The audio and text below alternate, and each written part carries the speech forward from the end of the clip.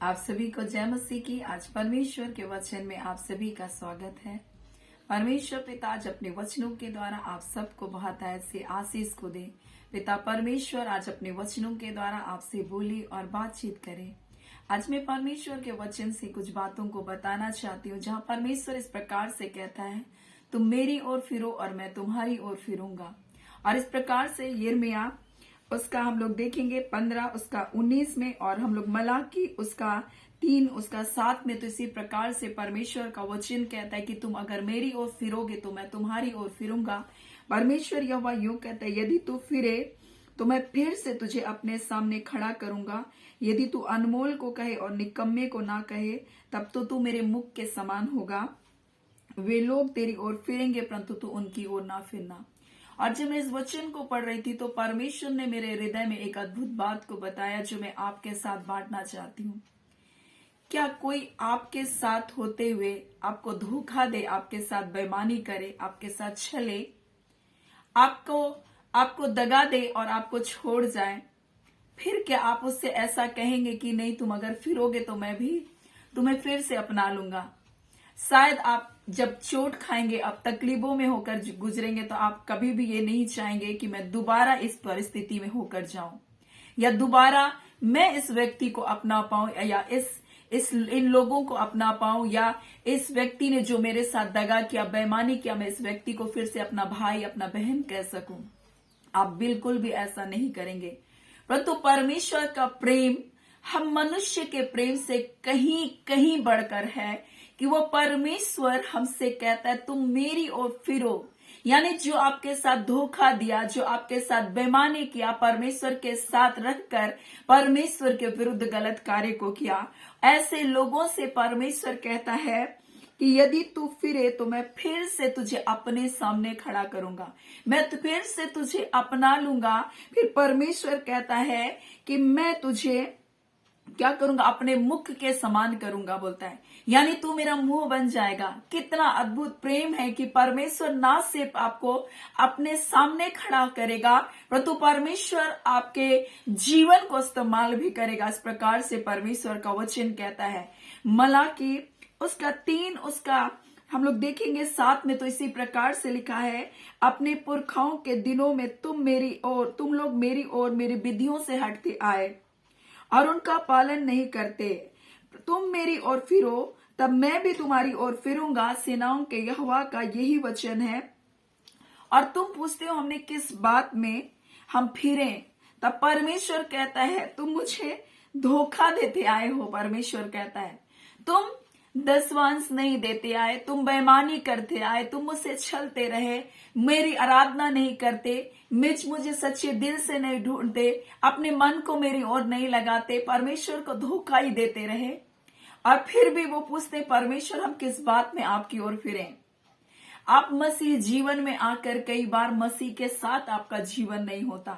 आप मसीह कहलाते तो हैं, परंतु आपका चरित्र मसीह के जैसा नहीं होता। आपके अंदर बेईमानी होती है, आप धोखे देते हैं, आप लोगों के साथ छल करते हैं। क्या ये मसीह जीवन ऐसा है? बिल्कुल भी नहीं है। इसीलिए यूहन्ना आया और इस बात को प्रचार किया कि मन को फिराओ। यीशु मसीह आया और उसने कहा, तुम कटोरे को ऊपर ऊपर तो मांजते हो, यानी ऊपर से तुम धर्मी दिखाई तो देते हो, परंतु तुम्हारी ओर अंदर में मलिनताएं भरी हुई है, तुम्हारे अंदर कपट भरा हुआ है, तुम द्वेष करते हो, तुम मुंह देखा न्याय करते हो, तुम पक्षपात करते हो, तुम अंदर में कड़वाहट को रखते हो। और परमेश्वर का वचन इस प्रकार से कहता है, तुम अपने मन को फिराओ।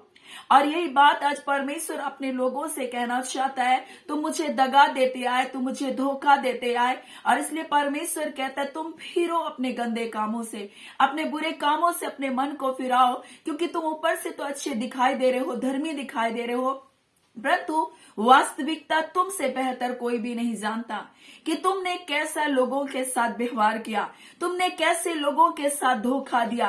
तुम्हारा मन तुम्हारे विरोध में गवाही देता है, तुम्हारा अंतर आत्मा तुमसे कहता है कि तुमने कैसा जीवन को जिया। इसलिए परमेश्वर कहता है, तुम अपने मन को फिराओ। जब तुम फिर करके मेरे पास आओगे, मैं भी तुमको क्या करूंगा, अपना लूंगा। अगर तुम मेरी ओर फिरोगे तो मैं फिर कर तुमको अपना लूंगा और मैं तुमको अपने समीप आने दूंगा। और फिर परमेश्वर कहता है तू मेरे मुख के समान होगा, यानी परमेश्वर कहता है मैं तुझको अपनी महिमा के लिए इस्तेमाल करूंगा।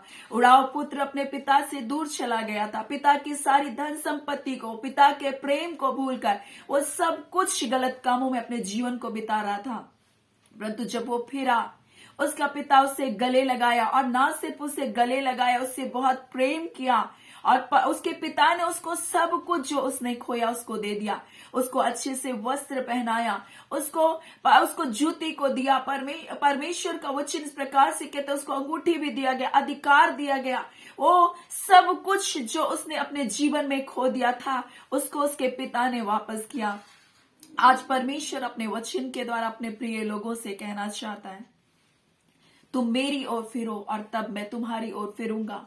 और जब जब परमेश्वर की प्रजा ने ऐसे ही परमेश्वर को पुकारा, परमेश्वर का वचन इस प्रकार से कहता है, निर्गमन में हम लोग जब पढ़ते हैं 3 अध्याय में, तब परमेश्वर इस प्रकार से कहता है, मैंने अपनी प्रजा के लोगों को जो मिस्र देश में, जो गुलामी के देश में है, उनके दुख को निश्चय देखा है।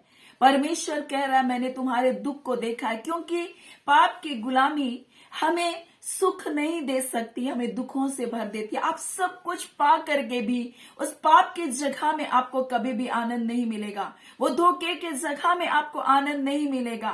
परमेश्वर कहता है मैंने तुम्हारी गुलामी के दिनों में तुम्हारे दुखों को देखा है, मैंने तुम्हारी चिल्लाहट को, तुम्हारे परिश्रम को और तुम्हारे कहराने को मैंने क्या किया है, सुना है। मैंने तुम्हारी पीड़ा पर चित्त लगाया है। आपका परमेश्वर ऐसा परमेश्वर है जो आपके दुखों को देखता है।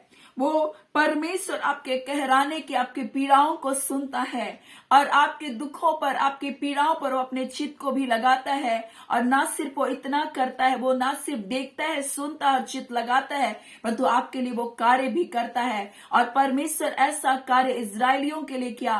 परमेश्वर स्वयं उनके लिए उतरा। परमेश्वर स्वयं अपने भुजबल के द्वारा, अपनी बढ़ाई हुई भुजा के द्वारा उनका छुटकारा को किया। वो उस गुलामी से स्वयं से निकल नहीं सकते, इसलिए परमेश्वर का वचन कहता है जिसे पुत्र स्वतंत्र करे वो सचमुच स्वतंत्र हो जाता है। और यही काम परमेश्वर आज अपने लोगों के जीवन में करना चाहता है। इसलिए कहता है तुम मेरी ओर फिरो और फिर करके मेरे समीप आओ, मैं तुझको अपना लूंगा, मैं तुझे अपने समीप आने दूंगा, तुम्हें मेरा मुख कहलाएगा। परमेश्वर कहता है, परमेश्वर कहता है तुम अपने धोखे की जिंदगी से, अपने बेईमानी की जिंदगी से, अपने छल की जिंदगी से तुम बाहर निकलो। तुम्हारा मन तुमको दोषी ठहरा रहा है, तुम गलत बातों में अपने जीवन को जी रहे हो। तुम जानते हो तुम क्या है, ऊपर से तुम अच्छे दिखाई तो दे रहे हो, परंतु तुम्हारा हृदय जख्मी है उन पापों के कारण, उन गुलामियों के कारण।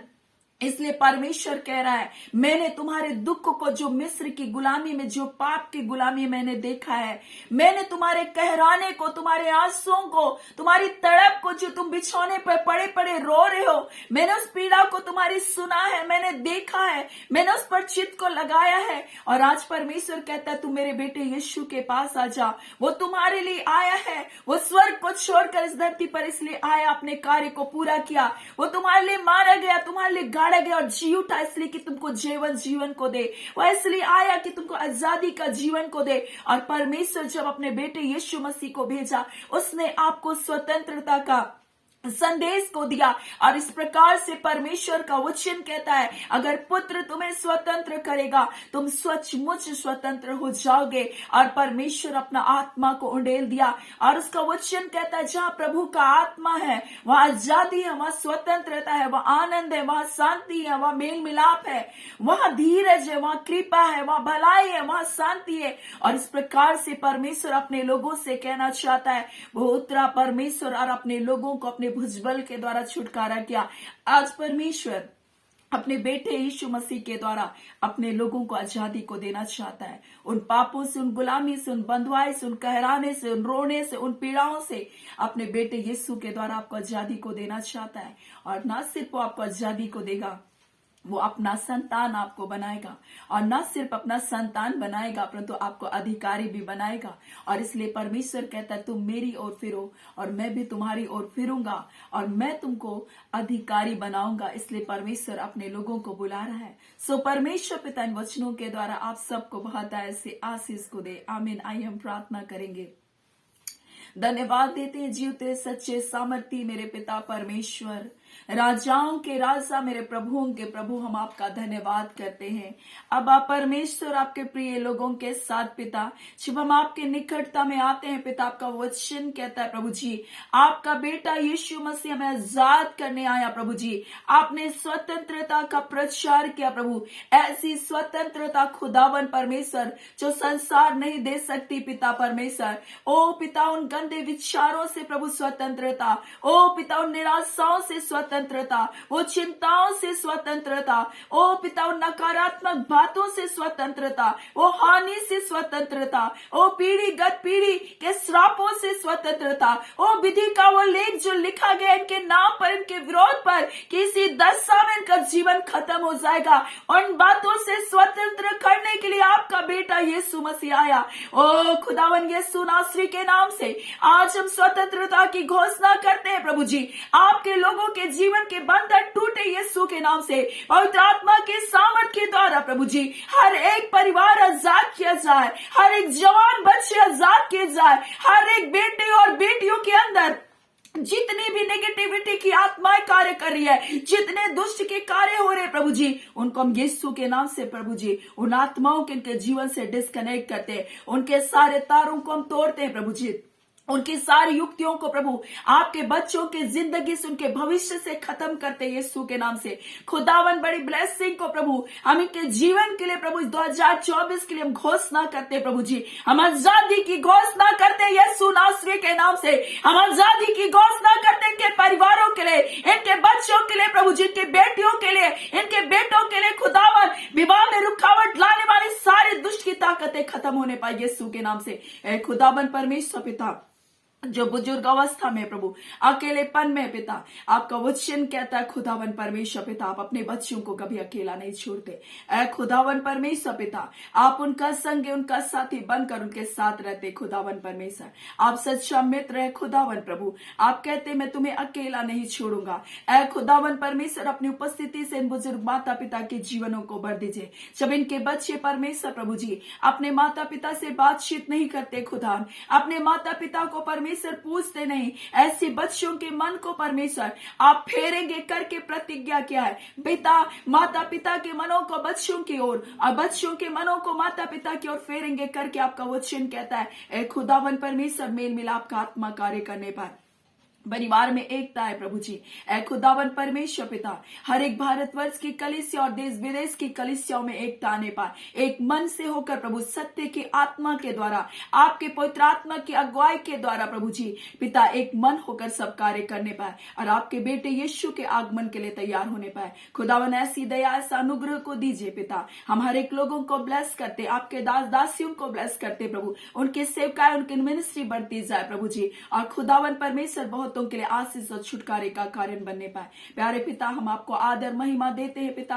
प्रार्थना ये आपके बेटे यीशु के नाम से मांगते, दया सुने अनुग्रह से ग्रहण कर लीजिएगा। आमीन।